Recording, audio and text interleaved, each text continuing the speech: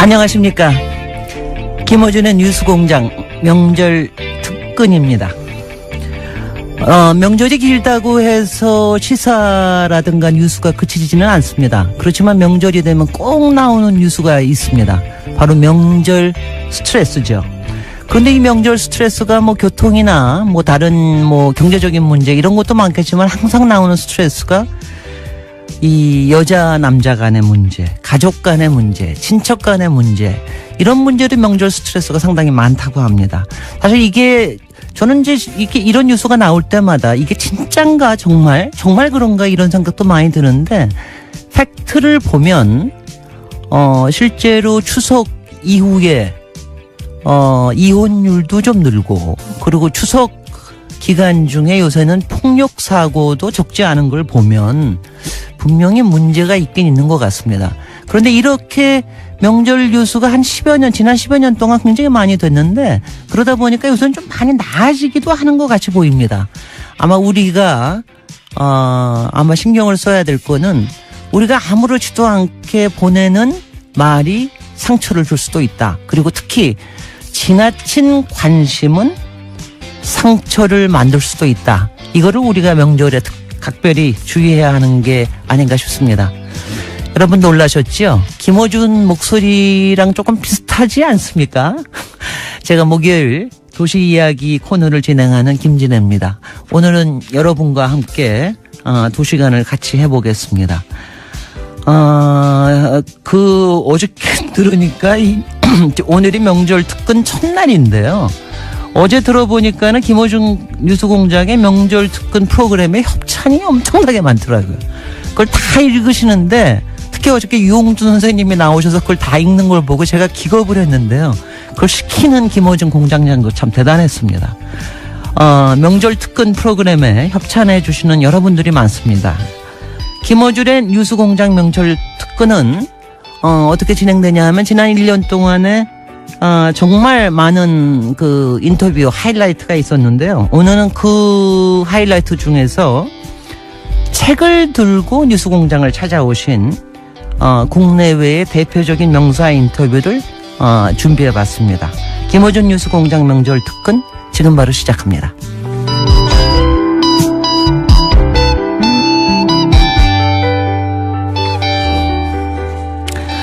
김어준 공장장님이 지난 1주년 공개방송 때 세계 최고의 시사 프로그램이 되겠다는 포부를 밝혔는데요. 그동안 뉴스공장을 찾아준 인터뷰 연사 수준도 그야말로 글로벌 수준의 명사가 많습니다. 오늘 첫 순서는 지난 9월 15일 방송된 독일 슈레더 전 총리 인터뷰입니다. 저도 이거 듣고 깜짝 놀랐는데요. 자서전을 내시고 한국어판 출간과 함께 진행된 게르하르트 슈레더 전 독일 총리 인터뷰 다시 들어보시죠. 독일을 통일했던 헬무트 콜 총리를 이기고 1998년부터 2005년까지 독일의 제7대 총리를 역임했고, 최근 문명국가로의 귀환이라는 자서전을 발간한 슈레더 전 독일 총리를 스튜디오에 직접 모셨습니다. 안녕하세요. Vielen Dank. Ich bin gern gekommen. 예, 저는 방한 기간 중에 택시 드라이버 영화도 관람하였고, 또한 이 촛불 혁명에도 지대한 영향과 기여를 했다라는 말씀도 들어서 초대받는 것을 기꺼이 응했습니다. 독일 전직 총리로는 처음 와주셨기 때문에 대단히 감사드리고, 더불어서 정치인 슈레더는 한국 언론에 소개가 된 적이 있지만 어떤 사람인지 자연인으로 한 번도 소개된 적이 없어서 저도 궁금해서 개인적인 질문부터 몇 가지 드리겠습니다. 첫 번째 드릴 질문은, 제가 자료를 보다 보니까 중학교를 졸업하고 나서 소매상의 판매직으로 일을 하셨더라고요. 고등학교 진학을 안 하고. 왜 고등학교 진학을 안 했는지, 공부를 못 했는지. Nein, ich habe nicht gefaulenzt.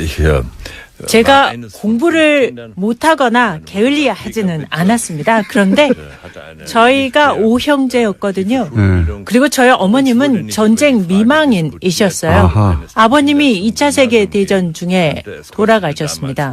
따라서 당시에 저희 집안의 형제들은 모두 스스로 각자 해결해야 되는 상황이었죠. 학비를 부모로부터 기대할 수 없었고요. 또한 너무나 가난했었기 때문에 각자 형제들이 빨리 독립해야 한다.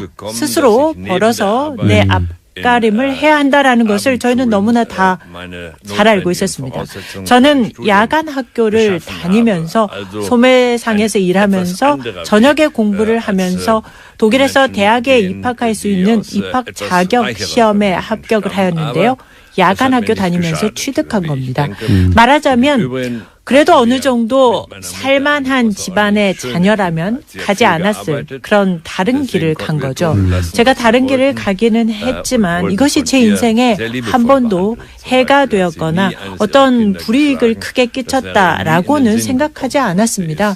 저희 어머님이 저희를 사랑으로 키우셨고 또 무한한 자유를 주셨기 때문에 저는 저의 유년 시절이 행복했다고 생각합니다.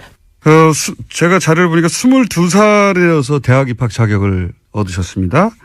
그런데 변호사 자격을 취득한 건 1976년이에요. 그래서 따져보니까 대학 입학 자격부터 변호사까지 14년이 걸렸어요. 14년이. 그리고 그 사이에 뭐 하셨는지 전혀 없거든요. 20대 초반부터 30대 중반이 되는 14년 동안 무슨 일을 하셨는지, 14년 동안 계속 변호사 시험이 떨어진 건지. Ich habe außerordentlich kurz studiert. 추측하시는 것보다 솔직히 저는 공부를 좀 잘하는 편이었습니다. 그래서 지금 14년이나 제가 떨어졌다가 고배를 마시고 공부만 했다고 생각하시는데요. 사실은 그렇지 않아요. 저는 독일에서 다른 학생들보다는 빨리 학업을 오히려 마친 편이었어요. 9개 학기, 즉 4.5년 만에 학업을 마쳤는데요. 저희가 가난했고 제가 돈을 빨리 벌어야 했기 때문에 오히려 공부를 여유 있게 할 수가 없었어요. 그래서 굉장히 빨리 공부를 마치려고 노력했던 편인데요. 시간이 이렇게 걸렸다는 것은 말씀드리면 4.5년 정도 9학기에 걸쳐 학업을 마치고 나서 독일은 일반적으로 실습을 합니다. 그래서 법원 시보로도 실습을 하고 로펌에 가서도 시보를 하고 또 검찰청에서도 시보를 하는 이런 실습 기간이 긴데요. 지금 76년이라고 하신 것은 제가 시험에도 다 이미 합격하고 로펌에서 말하자면 그 월급쟁이 변호사라도 일을 했던 그런 것들을 다 지나서 1976년에 제 법률 사무소를 낸 것이 76년이었다는 뜻이었습니다. 의심이 많으시니까 성적표도 보내드릴 테니까 청취자분들께 꼭 공개해 주시기 바랍니다. 1980년에 연방하원 선출이 처음 되셨는데 이때가 그러면 30대 후반이네요. 예. 정치를 왜 시작하신 건지. Das hat zu tun mit meiner Kindheit. 저희 집이 워낙에 가난하였습니다. 그러다 보니까 교육의 기회는 곧 힘이다. 교육만이 힘이라는 그런 생각을 일찍 했습니다. 그래서 저의 삶에 있어서 항상 누구나 무상 교육을 받도록 해야 한다라는 것에 제 정치 삶을 바쳤다고 해도 과언이 아닙니다. 그래서 가난한 집 아이들도 부모의 돈이 없어도 열심히 노력만 하고 교육을, 즉 대학 교육을 돈 없어도 받을 수 있는 기회가 있다면 부모가 가진 부에 관계없이 자기 삶에서 성공할 수 있다는 것. 그래서 저는 교육에 있어서 교육의 정의, 모든 사람에게 있어서의 무상교육, 이것을 위해서 헌신했다고 생각합니다. 즉 교육에 있어서의 이러한 정의를 세우기 위해서 필요한 것이 곧 정치였고 그래서 저는 정치인이 됐습니다. 본인의 이상을 본인이 직접 가능하다는 걸 보여준 셈이네요. 맞습니다. 예를 들어서 무상급식이나 무상교육을 해야 되겠다고 생각했던 정치인들도 많았을 텐데 결국 총리까지 되는 사람은 극소에 불과하거든요. 그 극소수만 갈 수 있는 자리까지 갈 수 있었던 건 본인의 어떤 자질 때문이라고 생각하는지 그게 궁금합니다. Ich glaube, man braucht doch 첫째, Ehrgeiz. 야망이 있어야 된다고 생각합니다. Speziell in der Politik. 자기가 정말 되고 싶은 것을 열렬히 추구하는 그런 마음. 두 번째, 열정이 필요하죠. 다른 어떤 것보다도 나는 이것이 정말 되고 싶다 하는 열정. 그 다음에 세 번째는 커뮤니케이션 능력이라고 생각되는데 커뮤니케이션은 사실 정치에서 가장 중요한 자질이라고 볼 수도 있습니다. 왜냐하면 정치라는 것이 사람을 이해하고 사람과 소통해야 되고 그들을 감지할 수 있어야 되는데 이것은 탤런트라고 생각합니다. 그리고 제가 지금 말씀드린 이 모든 것들은 태어날 때 갖고 태어나는 것이라기보다는요. 정치적인 삶을 하는 그 프로세스 과정에서 자연스럽게 배워나가고 생겨나가는 일종의 프로세스라고 생각합니다. 네. 본인에게 이건 남들보다 나한테 특별히 있는 유난한 능력이다. 그런 거를 느껴본 어떤 본인의 자질은 없는지, 요건 내가 너무 잘하는 것 같아. 그런 게 없었는지. Nein, das kann ich ja nicht machen. 이것만큼 내가 이러하지라는 표현들은요. 자화자찬이라고 생각합니다. 사실 자화자찬은 해서는 안 된다고 생각을 하고요. 타인과의 비교도 항상 부적절하다는 생각을 갖고 있는데요.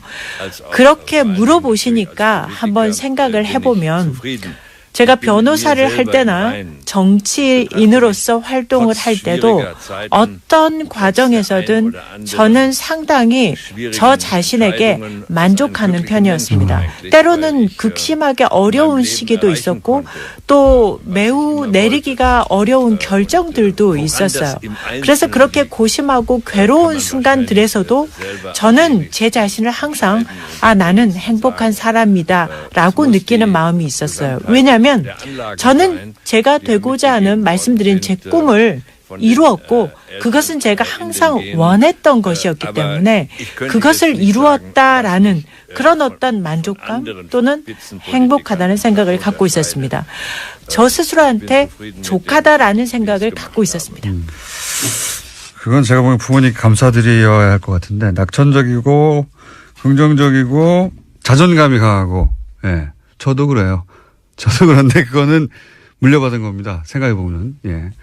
독일 총리를 하셨으니까 이 질문을 드리지 않을 수가 없습니다. 이제, 분단 국가인 우리로서는 독일의 통일을 굉장히 부러워하는데 이 우리 한반도 문제에 있어서 예를 들어서 가장 강력한 영향을 미치는 미국은 통일을 표면적으로는 지지한다고 하지만 남한에는 실제로 그동안의 역사를 보면 실제 통일을 지지했었다면 북한과 평화협정을 맺고 그리고 북한의 체제 보장을 약속해서 이 평화적인 환경을 오랫동안 지속될 수 있는 평화 환경을 만들었어야 하는데 지금 60년 이상 평화협정을 맺지 않고 있기 때문에 이 남북의 긴장 관계를 군사적으로 경제적으로 전략적으로 미국 이익에 부합되도록 활용한 측면이 있어 보이거든요.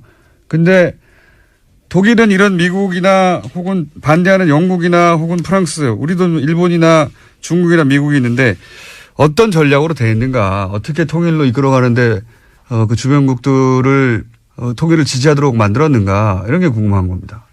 Ich glaube, dass 영국, 프랑스, 네덜란드 이런 유럽의 국가들에 있어서 일단 중요한 것은 나토 동맹 체제라는 것이 하나가 있습니다. 그런데 전체적으로 볼 때 유럽은 당시 독일의 분단을 통해서 또는 구동구권 소련 이런 체제 하에서 사실 유럽이 분단되어 있다가 소련 동구권이 무너지면서 유럽이 통일이 돼버린 거예요. 이 역사적인 사실이 먼저 선행된 거죠. 그러다 보니까 영국 같은 경우도 대처 총리가 엄청나게 의구심을 갖고 여기에 반대하고 그랬죠. 그런데 전체적인 대세라는 것이 이제 유럽이 통합이 됐다. 유럽의 분단이 극복됐다라는 것이 대세였어요. 그러다 보니까 미국도 물론 통일된 유럽의 이해관계가 있었을 겁니다. 그것이 경제적인 이유든 정치적인 이유든 이해관계가 있었겠죠. 또는 뭐 러시아에 대해서든 어쨌든 어떤 이유든 간에 역사적으로 유럽이 통합된 이 큰 흐름이 있었고 그다음에 헬무트 콜 총리가 통일을 밀어붙인 거죠.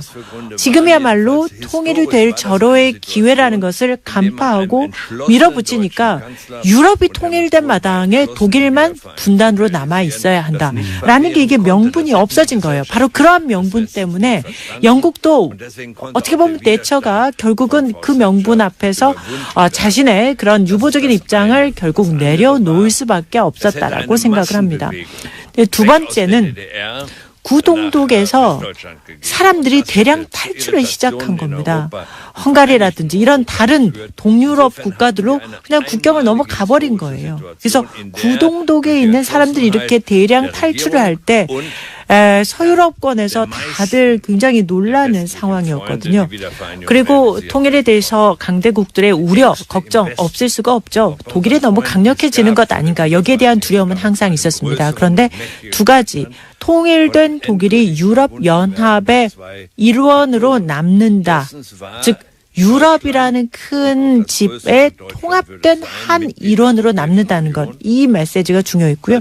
두 번째는 헬무트 콜이 고르바초프와 협상을 해서 통일된 독일은 통일 이후에도 나토의 일원으로 남겠다라는 이 두 가지가 있었기 때문에 주변국의 우려를 불식시킬 수 있었습니다. 좀 전에 미국의 어떤 이해관계 때문에 이런 분단의 평화협정을 하려면 했을 텐데 이런 미국의 이해관계도 말씀을 하셨는데 저는 이 분단에 대한 이해관계가 미국만 있는 것인가 하는 생각도 해봅니다. 자, 그렇다면 이 분단을 극복하기 위해서 한국에는 어떤 일들이 일어나야 하고 한국은 무엇을 해야 할까 하는 생각을 해보면요. 저는 이 한반도 문제라는 것은 주변 3강국, 중국, 러시아, 미국 이 3개 대국이 공동 보조를 해야만 가능하다고 생각합니다. 최근에 그 북한 제재 안보리 결정에서 보듯이 이들 국가들이 공동 보조를 해야만 뭔가 이루어질 수 있다는 건데요. 즉 안보리에서 뭐 제재가 타결되기는 했습니다만은 이 3개국이 중국, 러시아, 미국이 진정한 공동 보조의 전략을 가지고 있는가에 대해서 생각해 볼 필요가 있겠습니다. 미국의 트럼프 대통령이 만일에 계속해서 중국에 대해서는 경제적인 압박을 가하고 러시아에 대해서도 고립 정책을 편다면 어떻게 이 두 강대국과 미국이 공조할 수 있을까요? 이들이 이 3개국이 라이벌 관계를 계속해서 유지한다면 한반도 문제에 있어서 장기적인 관점의 합의 또는 공조는 쉽지 않아 보입니다. 또한 미국의 이해관계, 또 미국이 반드시 이해하고 넘어가야 하는 것은 중국에 대해서 뭐 경제적인 압박, 러시아에 대한 고립 정책 이런 것을 계속하게 되면 절대 이 두 국가가 미국에 대해서 공조를 할 이유가 없다는 것이죠. 그런데 지금 현재 한국의 새 정부가 방향을 설정한 것을 보니까 제가 볼 때는 꽤 괜찮은 방향 설정을 하고 있다고 생각이 듭니다. 그중에서도 에너지 분야를 보면은요. 한국이 러시아와 협력할 분야가 아마 에너지 분야라고 생각하고 움직이는 것 같은데 저는 이 새로운 정부의 시도들이 상당히 이 관계를 개선하는 데 도움이 될 수 있다고 보고요. 통일과 관련해서도 장기적으로 솔루션이나 전략이 필요하겠구나라는 생각들을 해봅니다. 미국 얘기가 나와서 관련해서 한 가지를 여쭤보자면 독일은 유럽에서 가장 굳건한 미국의 우방국 중에 하나였어요. 그런데 최근에 트럼프 정부가 들어서고 나서 메르켈 총리가 유럽 문명은 유럽 스스로 맞서야 한다라고도 하고 미국 안보 협력을 영구적으로 기대할 수 없다고도 하고 이런 발언들이 나오는데 독일과 미국의 관계가 아주 근본적으로 바뀌는 그런 시대에 접어들어섰나요? 어떻게 이해합니까? Nein, das glaube ich nicht. Aber 제가 볼 때 근본적인 어떤 관계의 변화라고는 할 수 없을 것 같습니다. 그렇지만 변화가 있는 것은 사실이고요. 사실 제가 총리 재임 시절에 부르짖었던 것이 상대적인 외교 정치의 독립성이었던 것이고요. 그런 의미에서 저는 이라크 전쟁 참전을 반대했었습니다. 우리의 대외 정책은 워싱턴에서 결정되는 것이 아니라 베를린에서 결정한다라는 것을 표방하고 참전 반대를 했던 것이죠. 물론 이러한 저희의 상대적 독립성의 외교가 미국 사람들이 좋아할 리는 없었을 것입니다. 그러나 그렇다고 해서 저는 미국도 그것을 인정할 수밖에 없다고 생각하고요.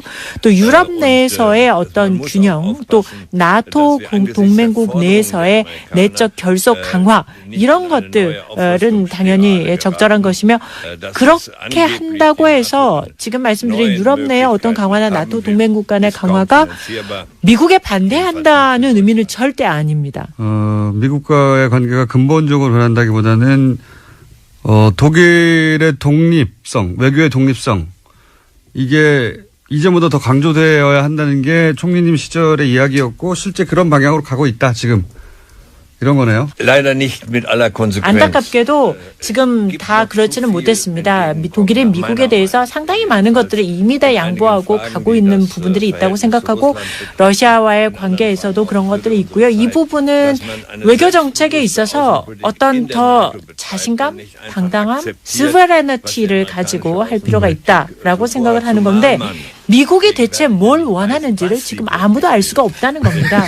예측 가능성이라는 게 있어야 하는 건데 하루가 다르게 트위터에다 대고 오늘은 이 말을 내일은 저 말을 해대면 이 예측 불가능성에 나라가 휘둘리게 된다는 거죠. 그렇기 때문에 중요한 것은 유럽이 가지고 있는 합리성을 가지고 더 자신감을 갖고 대외 외교 정책을 해야 한다는 거죠. 알겠습니다. 방금 트럼프 대통령에 대해서 평가하신 셈인데 다시 한번 트럼프 대통령에 대해서 어떻게 평가하냐고 제가 독립적인 질문을 드리면요. 별도에. George W. Bush, 조지 W. 부시 대통령의 미국 정책을 제가 한 정책은 아니죠. 그런데 부시는 대화를 할 능력이 있는 사람이었죠. 역량이 있는 참모진이 있었고 부시 대통령이 역량 있는 참모진의 얘기에 귀를 기울였다는 겁니다. 그런데 트럼프의 경우에는 모릅니다. 내일 무슨 정책이 나올지 모르고 이 문제는 전 세계 최대 강국이 슈퍼파워가 내일 어떤 일을 할지 예측 불허하다라는 것이 전 세계 국제 정세의 문제인 거죠. 그래도 그나마 안도는 미국의 대통령 임기가 4년이어서 그나마 안도를 합니다.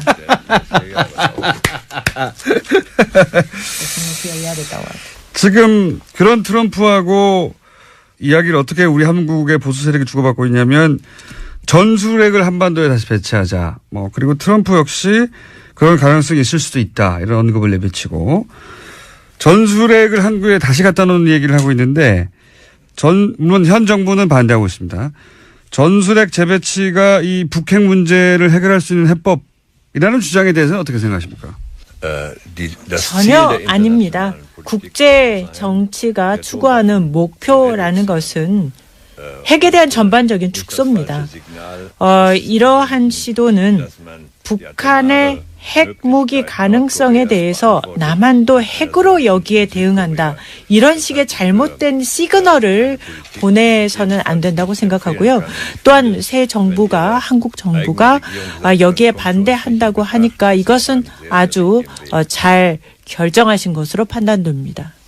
이건 어떻습니까? 한국 보수에서는 북한과는 대화가 무의미하다. 그래서 실제 지난 9년간 북한과 대화가 완전히 단절했거든요. 그런데 문재인 정부는 대북 제재 그리고 대화 재개를 동시에 추진하는 게 기본 방침이에요. 예. 이런 문재인 정부 대북 기조에 대해서는 어떻게 생각하십니까? Das ist absolut richtig. 전적으로 옳은 정책이라고 생각하고요. 매우 합리적이라고 생각합니다. 문재인 정부가 추진하는 그 정책을 잘 관철시키기를 바라겠습니다.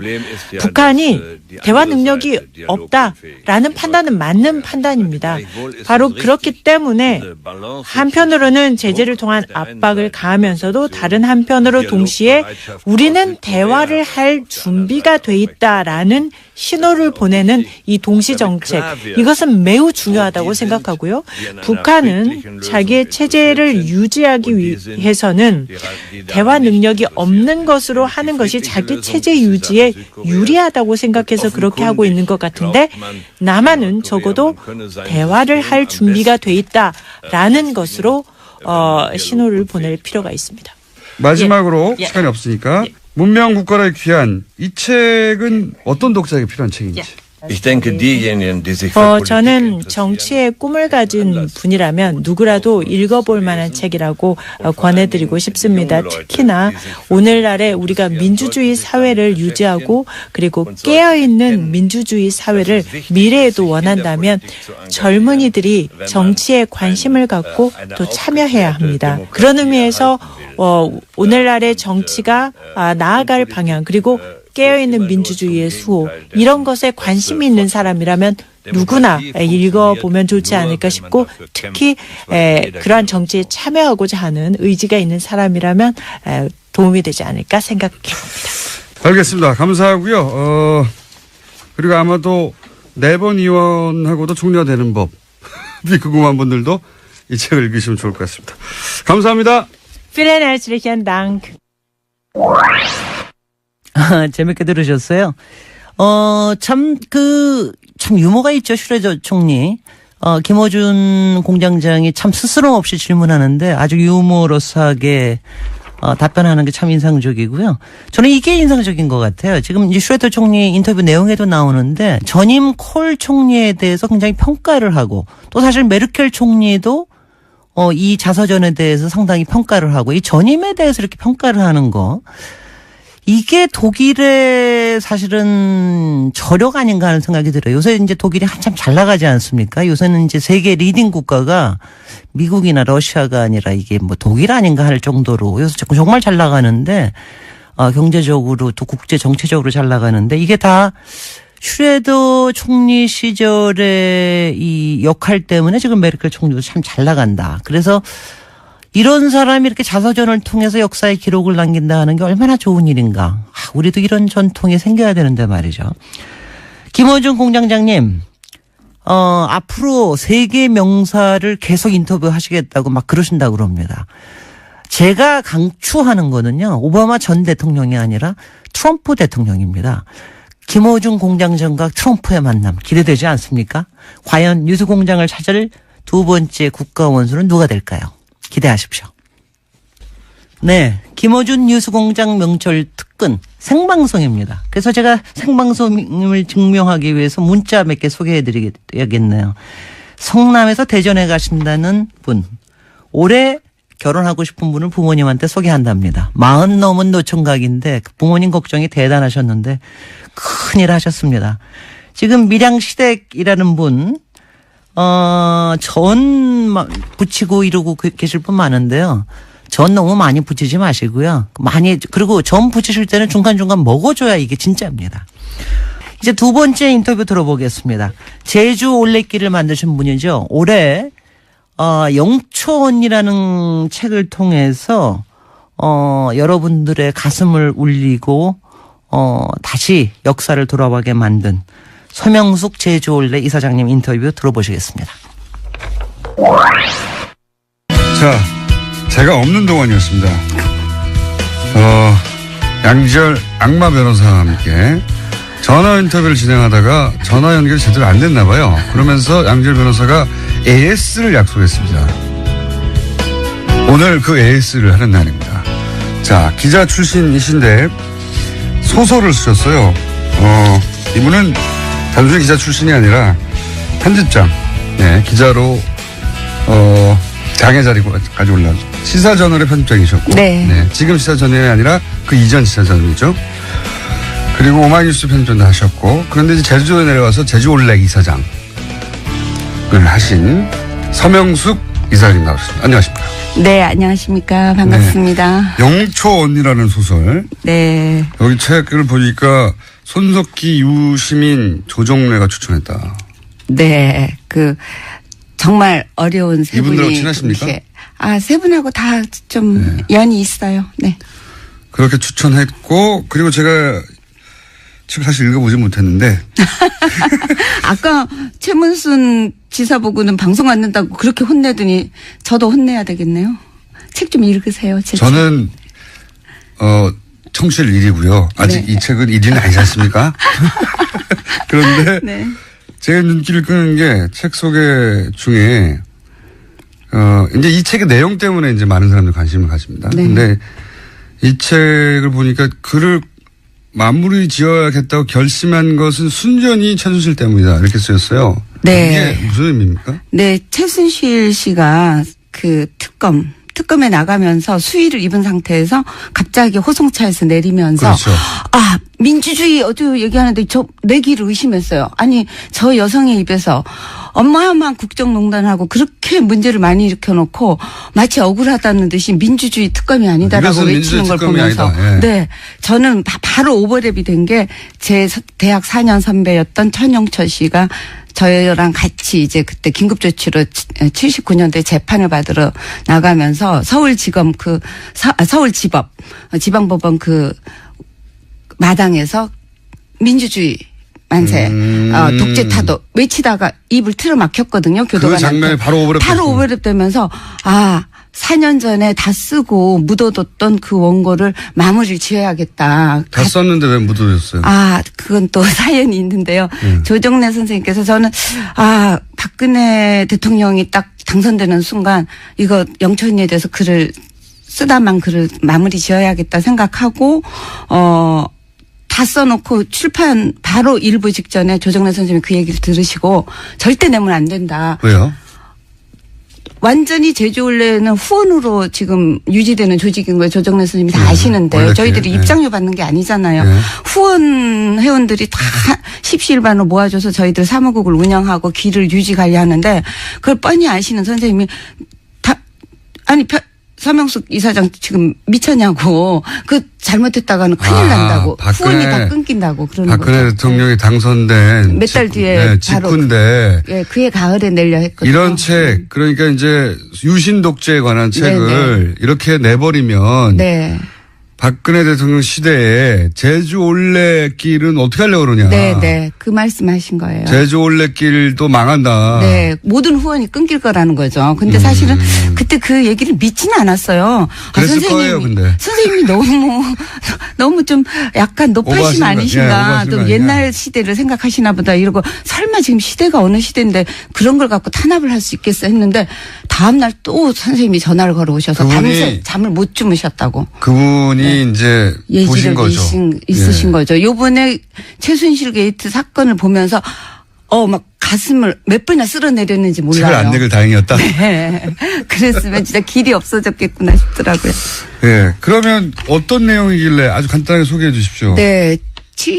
그 선배가 저희 4년 선배 고대 신방과를 실화를 바탕으로 한 내용이네요. 완전히 100% 실화예요. 이름도요? 이름도 그럼 소설이 아니잖아요. 넌픽션 소설인 거죠. 넌픽션? 근데 소설이 아니라 저는 사실은 넌픽션 에세이로 냈는데 내용이 워낙 소설적이어서 그러니까 현실이 사실은 어떻게 보면 소설보다 상상보다 더 극적인 경우가 있잖아요. 그렇죠. 요번 게이트만 해도 사실은 굉장히 믿을 수 없을 정도로 이상하게 극적인데 저희 사건도 굉장히 저는 기억을 못 살린 거 있을지언정 기억 그대로를 썼어요. 새로 만들어낸 출판사에서 보다가 이거는 너무 소설적이라 그냥 소설로 가도 되겠다. 출판사에서는 에세이로 등록을 했는데 기자들이 쓰는 평론가들이 소설로 착각해서 소설로 너무 드라마틱해서. 네. 근데 완전 실화예요. 네.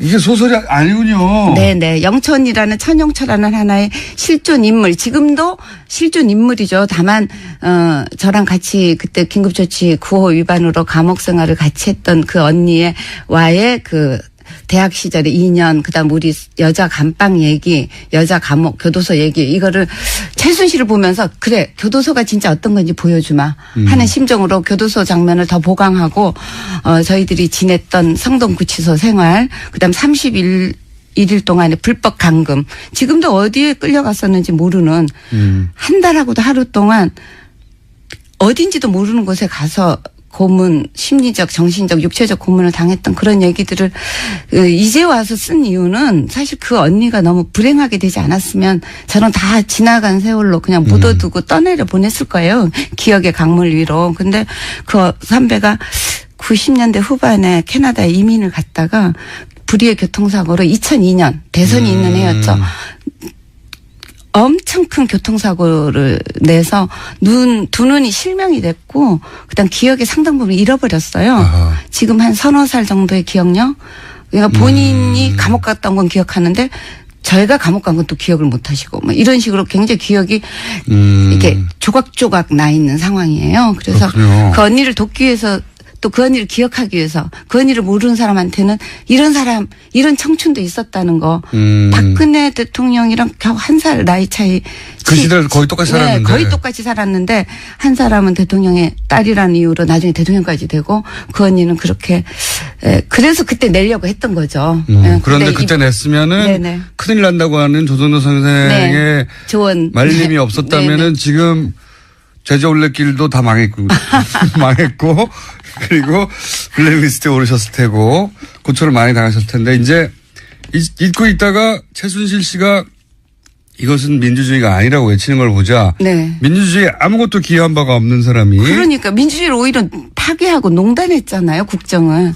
그런 사람이 오히려 민주주의 많은 사람들, 영촌리, 1000명의 영촌리, 10,000명의 영촌리 그런 사람들이 피와 땀으로 투어까지 돼가면서 조금씩 진전시켜낸 민주주의의 그 수위는 혼자 다 지금 잊고 있잖아요. 네. 온갖 절차적인 걸 요구하고 정말 분하셨군요, 한마디로. 네. 정말. 그래서 다시 말을 4년 이을 전에 수가 멈췄던 없네요. 작업을 마무리해야 요번에, 되겠다고 예. 하고 에세이를 냈는데 기자들이 읽다가 이건 소설이구만 하고 소설로 분류를 해버렸군요. 한두 신문에서 그렇게 나와서 그렇게 알려지고 있는데. 소설이 아니랍니다. 완전히, 넌픽션입니다. 네. 왜냐하면 언론들의 보도를 보면 소설이라는 장르로 소개를 하고 있기 때문에 틀림없이 사실이 아닌 부분이 가미됐을 거야 생각하는데 그게 아니었군요. 전혀 단 1%도 사실을 누락시킨 건 있어도 사실이 아닌 걸 쓴 건 없어요. 오히려 다 못 담아왔지. 네. 제 기억이요. 예. 자, 그런 책이고요. 굉장히 많은 분들이 전문가들 추천하는 책입니다. 이 내용은 사서 읽어보세요. 사서 읽어보시고. 고맙습니다. 네. 그리고 여기까지는 AS고요. 네. 예. 기왕 모신 김에 제가 좀 더 여쭤볼게요. 이제 궁금증인데요, 제가. 네. 이제 강경화 후보자에 대한 겁니다. 예. 강경화 외교부 장관 예. 후보자. 네. 후보자 제가 이제 계속 궁금해하는 것은 물론 야당에서는 계속해서 반대하고 있고 그리고 오늘 아마 문재인 대통령께서 재송부 네 그렇겠죠. 요청한다고. 뭐 대략 4, 5일 이내에 네네. 임명되겠죠. 근데 제가 궁금한 건 이 부분입니다. 이제 강경화 후보자가 그렇게 논란이 돼서 처음에는 이제 부정적 여론이 더 높다가 지금은 이제 긍정적 여론으로 바뀌어갔는데 유독 강경화 후보자에 대해서는 여성 후보가 장관 후보로 처음 나온 것도 아니에요. 근데 유독 강경화 후보자에 대해서는 외무부 내에서도 외교부 내에서도 외교부 장관들 혹은 그 유엔 대사들 네, 역대 김대중, 노무현, 이명박 정부의 역대 외무부 장관이 전부 다 외교부 했죠. 장관이 예. 전부 지지선언을 했고 심지어 외교부 노동조합도 지지선언을 했고. 저희도 그거 다 다뤘는데 그래서 제가 왜 이 후보는 유독 이런 이례적인 전례가 없는 지지를 받고 있는가. 네. 그러니까 우리가 모르는 게 있는 건가 이 후보에 대해서. 근데 여성계에서도 또 언론과 국회 고함이라는 성명서를 냈고. 네, 저도 그 거기 이름 성명에 올리셨더라고요. 네, 이름을 올렸는데요. 궁금해서 여쭤보려고요. 왜 이 여성 후보 장관 후보 많았잖아요. 그런데 이런 적 없었는데. 네, 제주 올레길을 내기 위해서 저는 이제 내려간 지가 10년인데 그 10년 동안의 정치적인 문제에 대해서 입장 표명은 딱 2번밖에 한 적이 없어요. 한 번은 대통령 선거 전에 박근혜 대통령 후보가 여성 후보지만 우리 여성계는 반대한다라는 그거를 대선 일주일 전에 한번 낸 때 제가 동참했었고 요번에 강경화 그 장관 후보에 대해서는 지지한다는 한 번은 반대한다는 한 번은 지지한다는 그거는 여성이기 때문에 반대하거나 여성이기 때문에 지지한 게 아니라 자격이 없는데 여성 후보인 걸 내세워서 대통령이 되려는 것에 대해서 반대했고 그래, 이번에는 자격이 있는데 여성이란 이유로 정치적 빅딜의 희생양이 될 것 같아서 이제 이런 자격이 있는 후보가 여성계에서는 왜 이때까지 여성 참 당차죠. 박근혜 대통령 반대한다. 강경화 장관 찬성한다. 딱 2번 성명에 참여하셨다는 제주 올레 이사장님. 영초 언니 꼭 영화 되시기 바랍니다. 택시 운전사처럼 아마 빅히트가 될 겁니다. 서명수 이사장님이 아주 신나게 얘기하는 거 듣고 있으면 아주 신납니다. 자, 여러분 조금 이따 뵙겠습니다. 잠시 안녕. 네, 3부입니다. 이제 3번째 특집 순서 인터뷰 들어보겠습니다. 지난 6월 달에 오셔서 녹음을 하셨는데요. 세계적인 문인이시죠. 인생 그리고 허삼관 매혈기 등의 작품으로 세계적으로 유명한 중국의 위화 작가 다시 만나보시죠. 요즘 사드 문제로 한중의 군사, 외교 그리고 경제 관계가 여러모로 주목을 받고 있습니다. 오늘은 좀 다른 각도에서 한중 관계를 바라볼까 하는데요. 많은 분들이 아실 뿐입니다. 중국을 대표하는 작가, 전 세계적 지명도의 위화 작가 스튜디오에 직접 모셨습니다. 안녕하세요. 김호준 선생님의 이번 프로그램에 출연하게 돼서 매우 반갑습니다. 제가 한 가지는 알아들었습니다. 바로 사드라는 단어였습니다. 한국에서 가장 유명하고 재밌는 시사 방송이라고. 对，然后你有什么想对他说的吗？轮到我了吗？对。那你待会能不能给我一个暗示？对， 매우 날카롭고 재미있는 시사 프로그램이라는 것을 이제 얘기 들었고요. 혹시 오늘도 재미있는 뭔가 이야기를 터뜨릴 생각이신지 네. 그거 매우 궁금합니다. 그거는 이제 작가님한테 달려 있어요. 작가님한테 달려 있는데 자. 대표작 중에 하나인데 허삼관 매혈기 한국에서 굉장히 유명한 소설입니다. 영화 됐어요. 영화 됐는데 위화 작가를 모르는 한국 독자들도 있기 때문에 제가 좀 소개를 더 드리면 뉴욕타임즈에도 기고를 정기적으로 하시고 유럽에서도 책들이 번역 출간이 됐고 세계 여러 나라에서 문학상도 받으셨고 그리고 프랑스에서 문화예술 훈장도 받으셨고 맞습니까? 저는 사실은 이런 것들은 중요치 않다고 생각합니다. 특히 정부에서 주는 상 같은 경우는 특히 그런데요.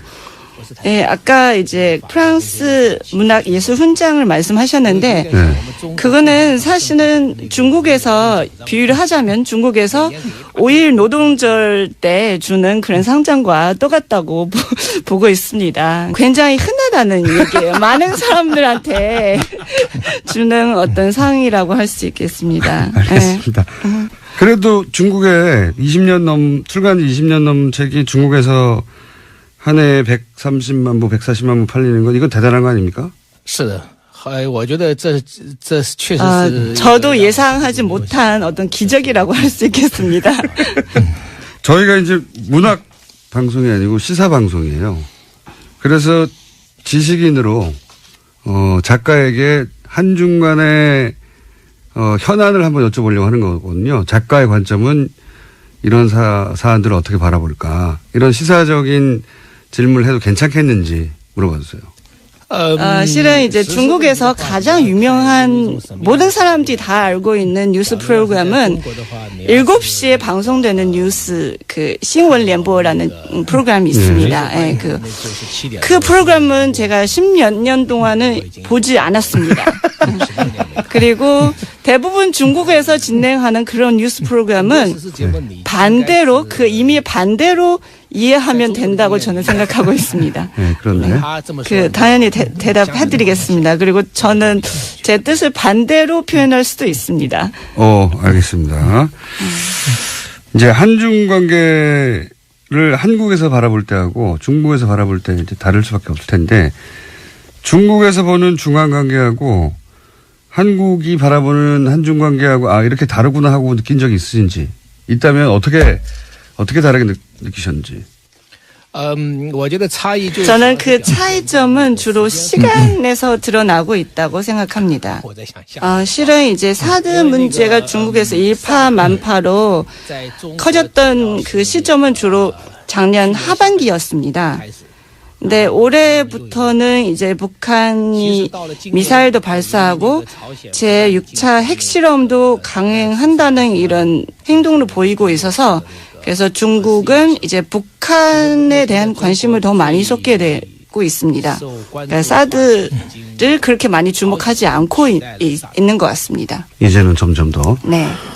사드 때문에 작년 하반기에 한국 제품 불매 운동도 있었다고 들었고 그리고 한류 스타들 중국 드라마 출연이 취소된다든가 관광 분야에도 영향이 있고 그렇게 저희는 신문 기사를 통해 들었는데 작년 하반기에 그러면 중국에서 느끼는 사드 문제는 어느 정도로 심각한 거였어요? 저는 중국인도 그렇고 한국인도 그렇고 사드를 너무 심각하게 생각하고 있는 게 아닌가라는 생각을 합니다. 사드는 뭐 정치적이고 이제 군사 외교적인 문제인데요. 일단 사드의 역할을 놓고 보자면 일단 그 레이더를 600km에서 2000km까지의 탐측을 가능하다고 이게 얘기를 하는데요. 한국에서 사드를 지지하는 사람들은 이런 그 시스템이 한국을 보호할 수 있다고 이제 생각을 하는 거죠.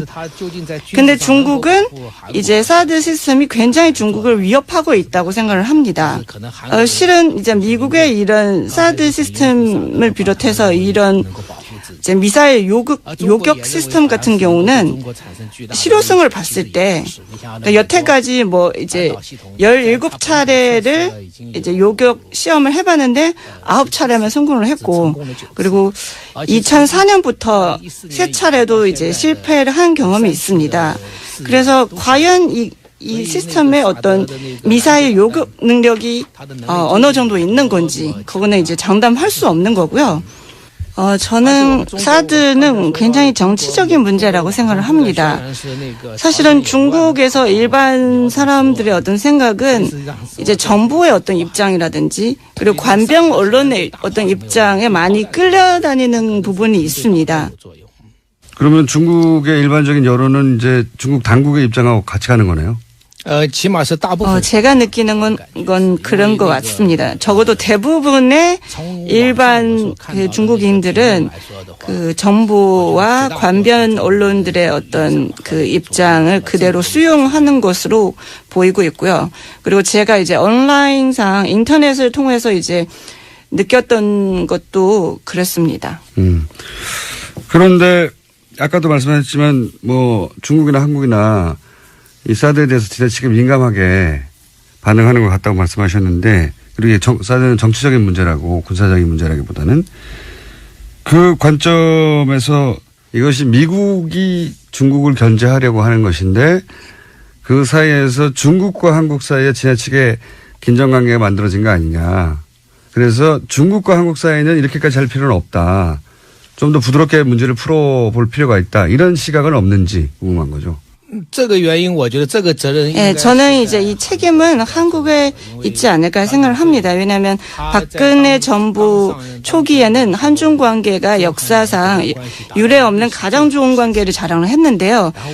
그런데 이런 상황에서 그러니까 사드와 같은 중국에는 사실은 그렇게 위협적이지 않는 시스템이고 그리고 한국한테는 그렇게 군사적으로 대단한 시스템이 아닌 거를 가지고 한중 관계를 이렇게 안 좋은 방향으로 얼음장처럼 만들었지 않았느냐.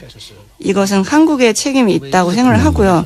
그리고 결과적으로는 일본만 좋아하지 않을까. 왜냐하면 아베 정부는 군국주의적인 어떤 사고를 가지고 있기 때문입니다.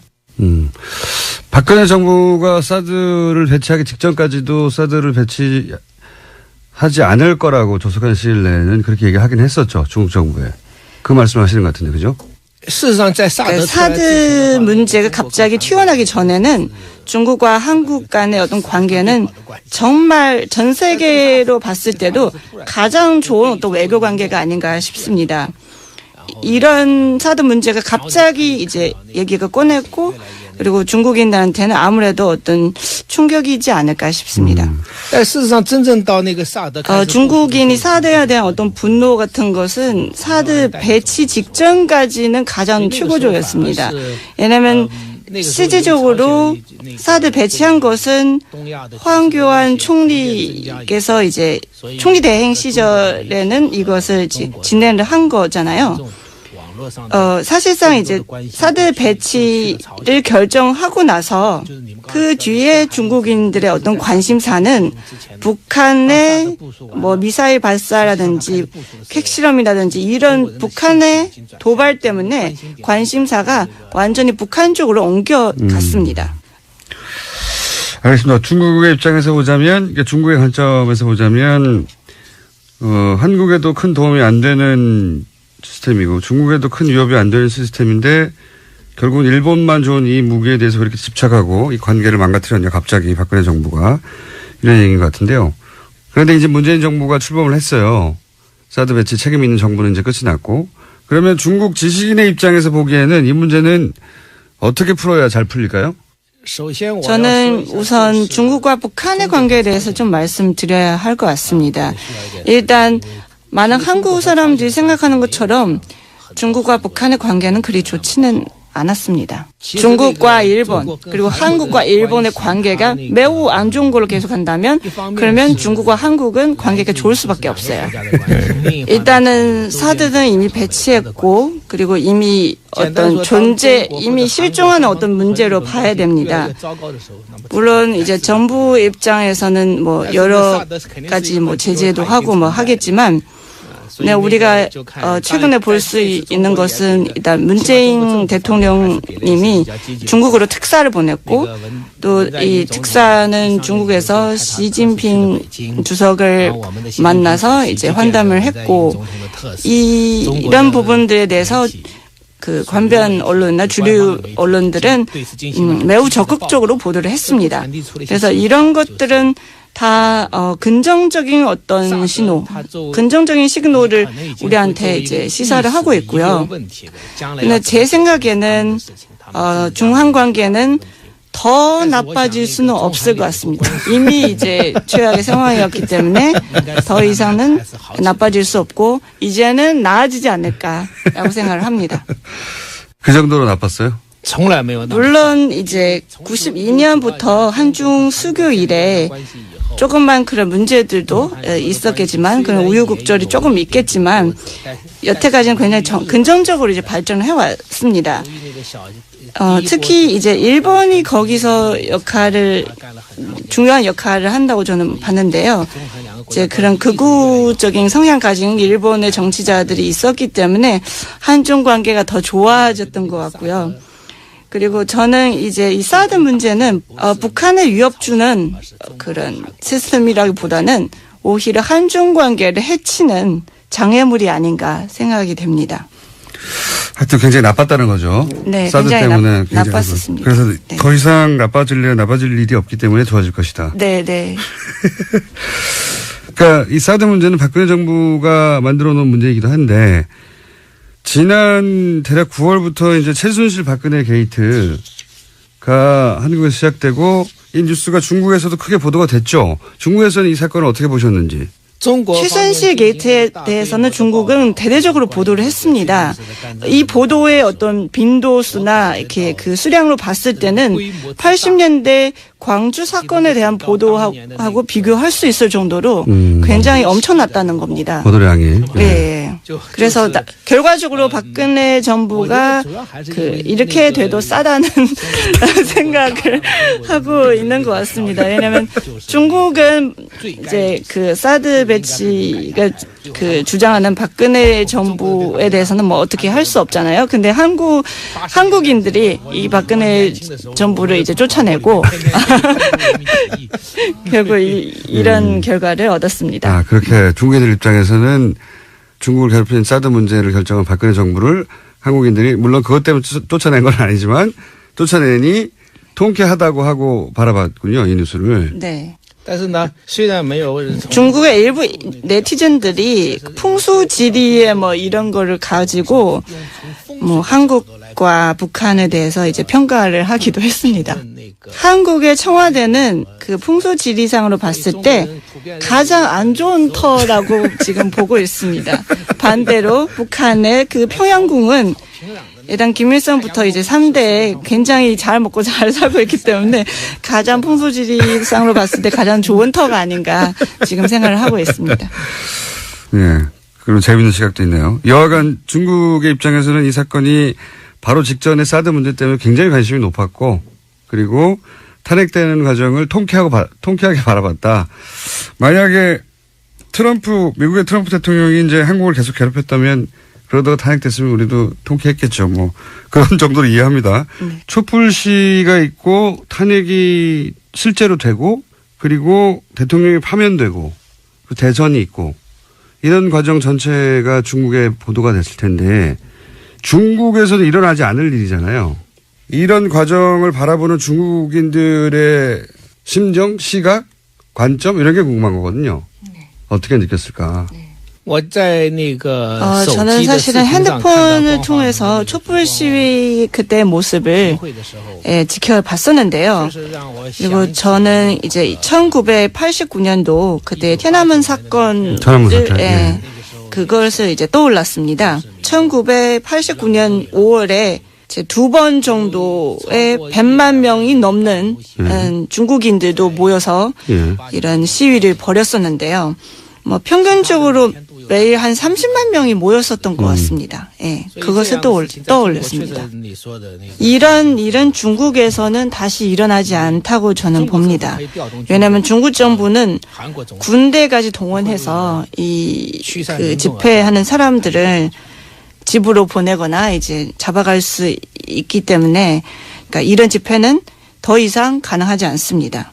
그래서 저는 이제 그 전에 전두환 대통령 시절에도 그 한국의 민중들이 이런 그 봉기를 통해서 어떤 그 시위를 통해서 이제 대통령을 쫓아냈고 이번에도 비슷한 사태로 저는 생각을 하고 있습니다. 물론 이번에는 피를 흘리지 않은 어떤 혁명이라고 할 수 있겠습니다.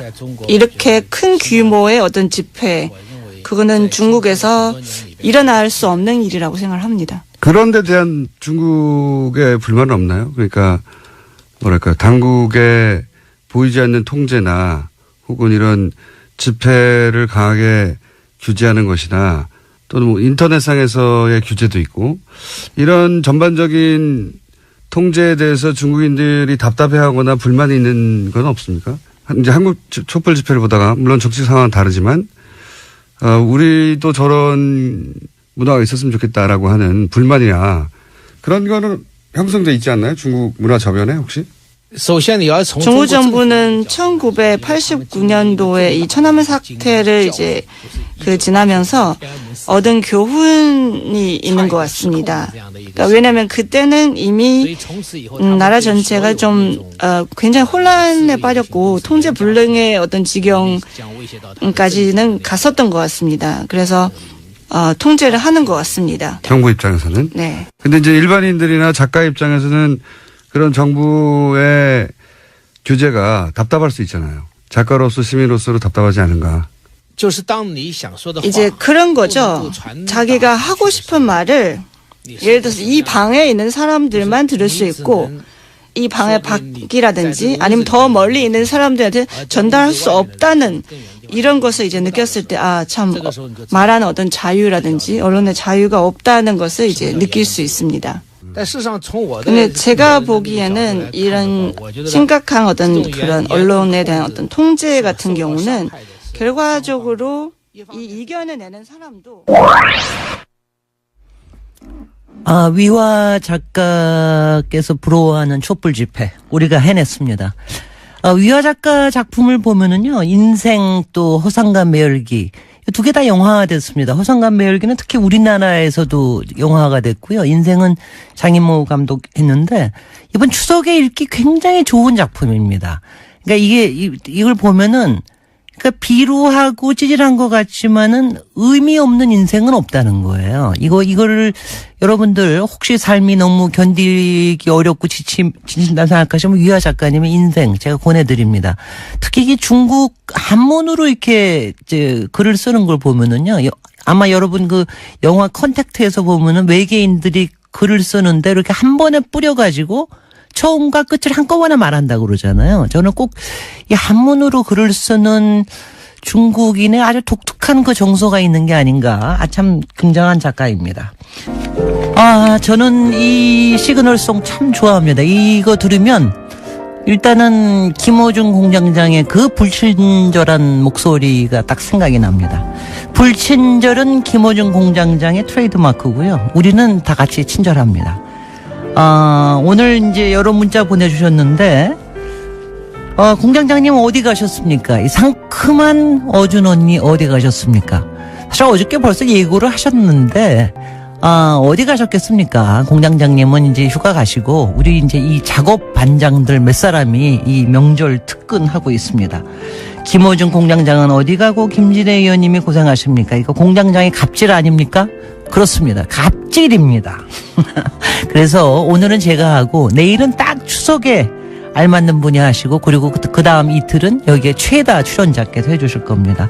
그리고 다음 주일에는 공장장 어디 도망갈까봐 걱정하시는 거 압니다. 저희 다 압니다. 그러니까 도망은 못 갑니다. 그러니까 너무 걱정하지 마시고요.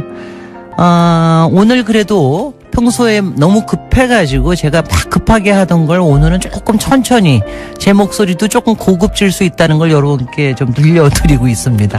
찬성하시죠? 여러분 가끔은요 이렇게 김어준 공장님 갑질하기 전에 저희 그 작업 반장들끼리 모여서 또 뭐 한번 좀 음모까지는 아니고 뭔가 공작까지도 아니고 뭔가 좀 작업을 좀 한번 해봐야 되겠습니다. 김어준 뉴스공장 명절 특근. 오늘 마지막 순서는 지난 6월 달에 진행된 이회수 작가 인터뷰입니다. 신작인 보복 대행 전문 주식회사를 들고 찾아왔었죠. 오늘 들으면은 더 확실하게 느끼실 겁니다. 들어보시죠.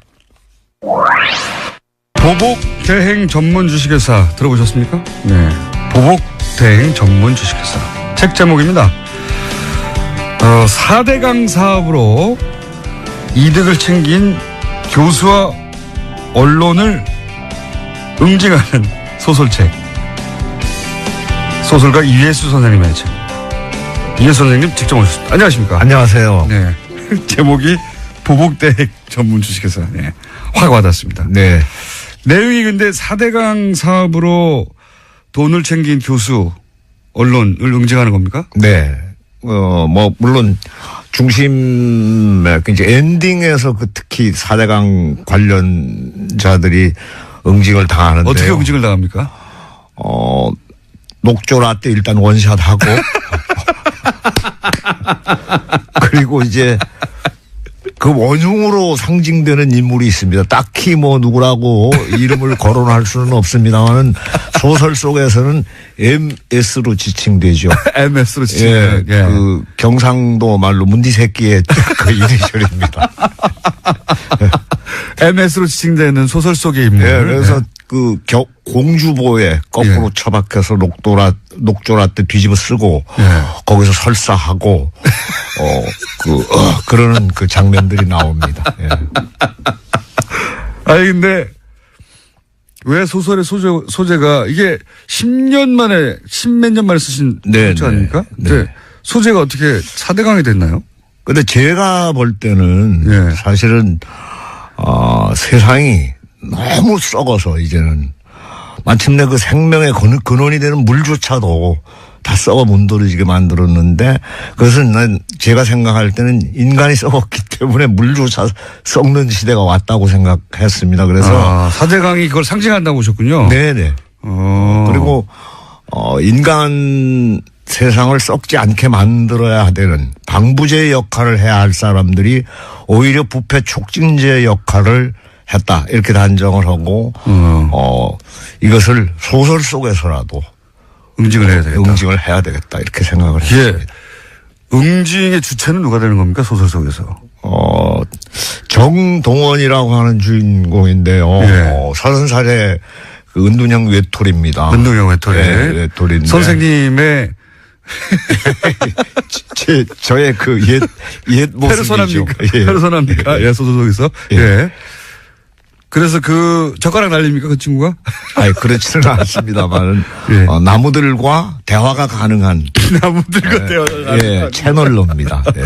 나무들과 평소엔 대화를 하다가 네네 이 4대강 사업이 끼치는 폐해를 직접 경험하고 본인이 직접 나서서 이들 응징하는 나무로부터 정보를 얻죠. 나무로부터 정보를 예, 그러니까 그 응징을 당해야 할 사람들의 비리 누구를 만났는지 어떤 일을 했는지 이것을 집안에 다 나무 한 그릇씩은 뭐 화분이든 식물 하나씩은 키우지 않습니까? 그래서 그 백냥금이라고 하는 식물로부터 정보를 얻습니다. 식물들이 국정원 역할을 하는 거네요. 그렇습니다. 예, 맞습니다.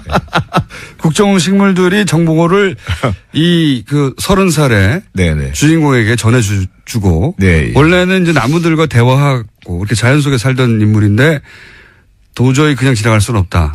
그래서 차단했습니까? 이 사람들은? 그 식물들을 대개 보면은 거의 그 동물하고 다른 점이 뭔가 하면은 한 자리에 붙박여서 딱 선체로 다 생존을 의식주 문제를 해결하지 않습니까? 그래서 저는 조금 동물들보다는 그 생존에서 상당히 좀 신사적이고 그야말로 헌신적인 이런 생명체로 이 4대강의 그 욕망에 그 매몰된 인간들을 동물 쪽이라고 보셨고. 그렇죠. 예, 그렇습니다. 자기 자리에서 자기 역할을 해나가는 소시민들을 이제 식물적이라고 보신 거네요. 그래서 이런 소시민이 복수에 나서는. 그렇습니다. 녹조 라떼를 퍼먹게 함으로써. 설사를 하게 만들고. 그리고 뭐 그 이제 고양이 이마에다가 대못을 박는 또 젊은이가 하나 나옵니다. 그래서 뭐 동물을 학대한다든가. 그 다음에 또 어린이를 학대한다든가. 또는 이제 정치적인 권력을 이용을 해서 그 부당하게 이득을 취한다든가 사람을 괴롭히는 이런 이제 정치가들도 응징을 당합니다. 국회의원들이 그 소설 속에서는 풍자 소설이네요, 말하자면. 그 제가 생각할 때 우리 문학의 장점은 고전부터 현대에 이르기까지 깊은 해학과 철학이 담겨 있죠. 그래서 저는 그 해학과 풍자가 사실 우리 소설의 장점이라고 생각합니다. 선생님 소설이 항상 그렇긴 한데, 근데 이 소설은 또 특이한 것이 웹소설이라는 형태로 처음에 시작된다. 웹소설이라는 게 인터넷에서 연재하는 소설인 겁니까? 그렇습니다. 웹툰처럼. 웹툰 요즘 만화 연재 많이 하는데 소설책을 그러면 이 소설을 달락달락 계속 연재 오신 거예요? 네. 이거 몇 년간 연재하신 겁니까, 이게? 몇 달 되지 않았습니다. 그러니까 그 웹소설은 거의 그 일주일에 5번 정도를 쉬지 않고 연재해야 되기 때문에 매일매일 하시는군요. 그래서 상당히 빠른 기간 내에 작품도 제가 이제 제작을 했고요. 이런 형식을 취하신 이유가 뭔가요? 이제는 소설도 혁명이 필요한 시대가 왔다고 생각을 합니다. 책도. 그러니까 너무나 많은 재미있고 그리고 독자를 서점으로부터 뺏어가는 예. 이런 매체들이 만연해 있기 때문에 팟캐스트 같은. 예, 그래서 맞습니다. 예, 그 열등감 굉장히 느꼈어요. 저는 사실 팟캐스트 이런 거 보면은 막 조회수 엄청나게 올라가지 않습니까? 예. 근데 사실은 책은 안 팔리는 시대가 왔습니다. 그래서 이제 혁명이 필요하다. 책의 형식에도. 네네. 그래서 그러면 이런 웹소설의 형식이면 실제 중간에 끊임없이 피드백을 받아서 네. 그 줄거리도 바뀌어갈 수도 있고 그렇잖아요. 네, 약 그 3,000명 정도가 예. 사실은 그 댓글을 달았고요.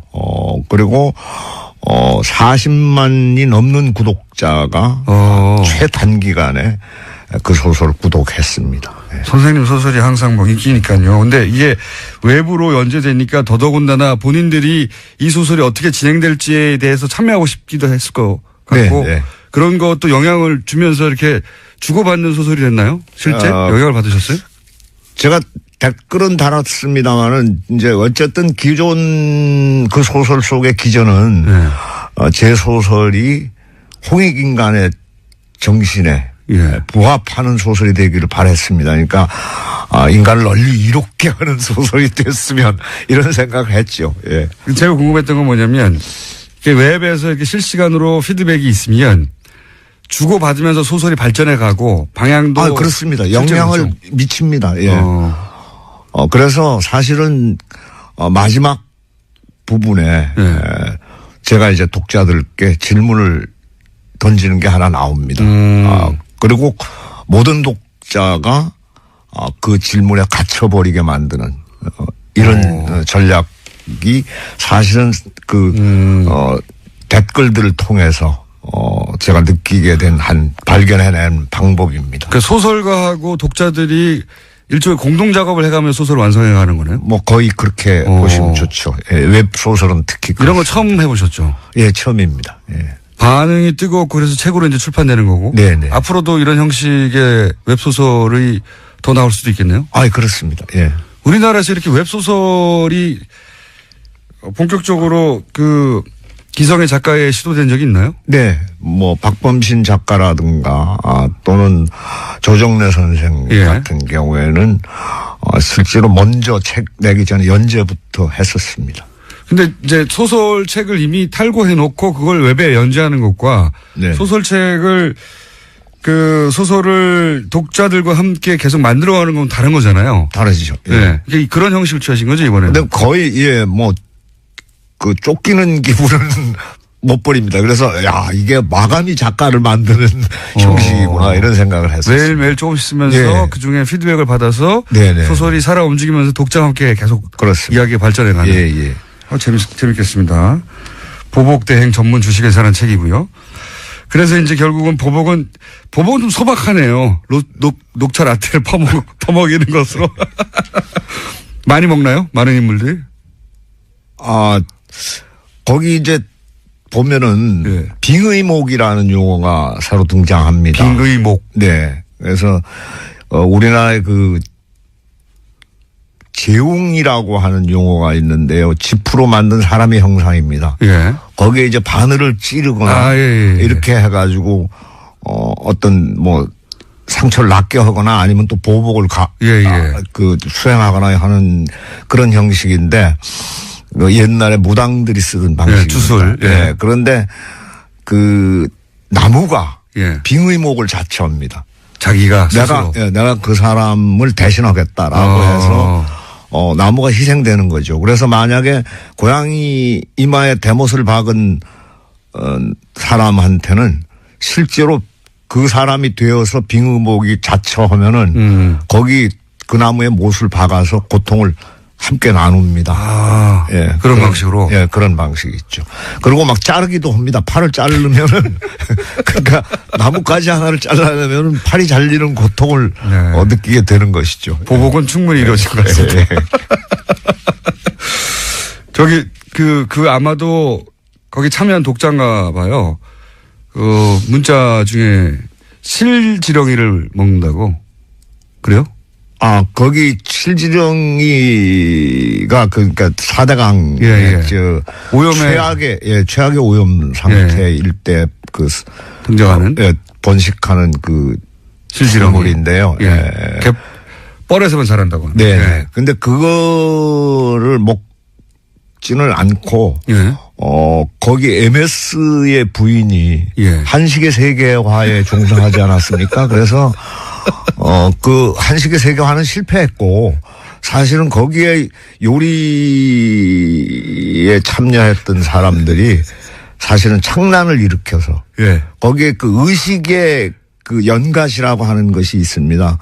그 나무 이제 수령이 높은 나무들이 가능한데요. 의식 자기 자신이 의식의 연가지가 돼서 그 의식 자체가 MS의 의식 속에 들어가서 뇌를 장악해 버립니다. 그래가지고 그 녹조라떼로 만든 음식을 먹죠. 먹을 때는 맛있습니다. 먹을 때는 맛있는데 먹고 나면 그것이 녹조라떼로 변해버리는 거죠. 그러고 나서 신체에 이상을 일으킵니다. 치명적인.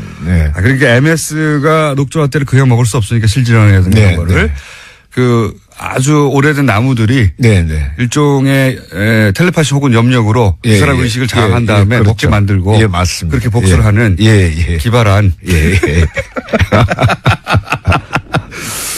자, 워낙 현실 참여도 많이 하시니까 제가 이제 책도 4대강에 관한 이야기이긴 한데 최근의 현상들에 대해서는 어떻게 생각하시는지. 왜냐하면 이런 소재들이 또 소설로 등장할지도 모를 것 같아서 제가 여쭤보는데 예를 들어서 최근에 인사청문회 한창이고 그중에서 뭐 김상조 혹은 특히 강경화 후보에 대해서 말들 많잖아요.